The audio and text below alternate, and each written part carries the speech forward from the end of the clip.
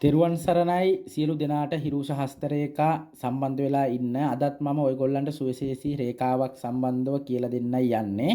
ඔයගොල්ලන්ගේ සුළඟිල්ල දඹරගිල්ල පහළ මේ රවි මණ්ඩලය. මේ රවි මණ්ඩලයේ මේ ආකාරයට රේඛාවක් තියෙනවා නම් ඒ වගේම මේ ආකාරයට රේඛාවක් තියෙනවා නම් ඒ වගේම මේ ආකාරයට රේඛා මේ සලකුණක් තියෙනවා නම් මේ ත්‍රිකෝණයක් ආකාරයට සලකුණක් තියෙනවා නම් හොඳද? ඔයගොල්ලන්ගේ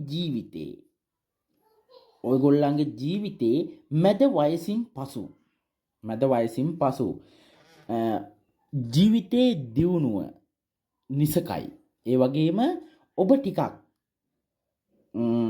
ආඩම්බරකාරී කෙනෙක්, ඕනම දෙයකට දක්ෂ කෙනෙක්, කිසිවෙකුට යටත් නොවන කෙනෙක්, ඒ වගේම කාතරත් ප්‍රධාන තැන ගන්න පුළුවන් කෙනෙක් වෙනවා. ඒ වගේම බොහෝ තැන්වල නායකත්වයේ ගැනීමට මේ වගේ ආකාරයට මේ ආකාරයට සලකුණු තිබ්බොත් ඕනම තැනක නායකත්වයේ ගැනීමේ හැකියාව තියෙනවා. ඒ වගේම සාර්ථක විවාහ දිවියක්, ඒ වගේම යාන වාහන ඉඩකඩම් හිමිවීමට වාසනාව තිබෙනවා. මේ ආකාරයට සලකුණක් තිබ්බොත්. පැහැදිලිද? මේ වගේ ඉරි දෙකක්, මේ වගේ ත්‍රිකෝණයක්. ඉදිරියේදී අපි තවත් සලකුණක් එක්ක අපි කතා කරමු. එහෙනම් කට්ටියටම තෙරුවන් සරණයි.